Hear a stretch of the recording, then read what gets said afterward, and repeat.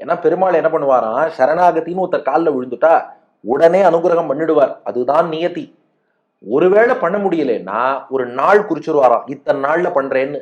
இது எங்க தெரியறதுன்னா, பரதாழ்வான் ராமபிரான் சித்திரக்கூட்டத்தில் எழுந்தருளி இருக்கும்போது பரதன் சரணாகதி பண்ணி அயோத்திக்கு திரும்பி வாங்கினான். சரணாகதி பண்ணவன் கேட்டதை கொடுத்துடணும். ஆனா இப்போ வனவாசம் போய் ராவணவதம் இதெல்லாம் செய்யறாப்புல இருக்கிறதுனால பரதனுக்கு என்ன சொல்லிட்டார், க்ஷமிச்சுக்கோ பரதா, இப்போதைக்கு பாதுகையை வச்சுக்கோ.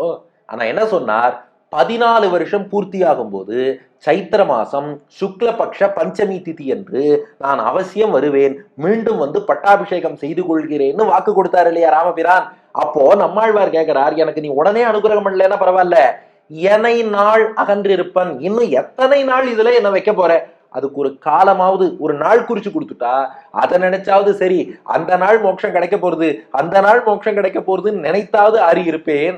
அதை கூட எனக்கு தெரியலையே, எனை நாள் அகன்று இருப்பன், இன்னும் எத்தனை நாள் தான் என்னை கஷ்டப்பட வைக்க போற, இவ்வளவு பேருக்கு அனுபவம் கொடுக்கறியே. வாழ்த்தொல் புகழார் குழந்தை கிடந்தாய், கும்பகோணத்துல வாழும் அடியார்கள் இருக்கிறார்களே, வாழ்னா வாழ்ச்சி பெற்றவர்கள்னு அர்த்தம். அது என்ன வாழ்ச்சின்னா, பிரிந்திருக்கும் நாள் எத்தனை என்று கேட்க வேண்டாதபடி கண்வட்டத்தில் வாழ்வோர்னு நம்பிள்ள ஈடு வியாக்கியானத்துல சாதிக்கிறார். அவளுக்கு தான் வாழ்ச்சி. அமுதனை பார்த்து நான் உன்னை விட்டு எவ்வளவு நாள் பிரிந்திருக்கணும் கேள்வியே கேட்க வேண்டாம், ஏன்னா தினந்தோறும் அமுதனோடு கூடி அவர் க்ஷேத்திரத்திலேயே அவர் அனுபவிச்சுட்டு இருக்கா இல்லையா, அதுதான் வாழ்ச்சி.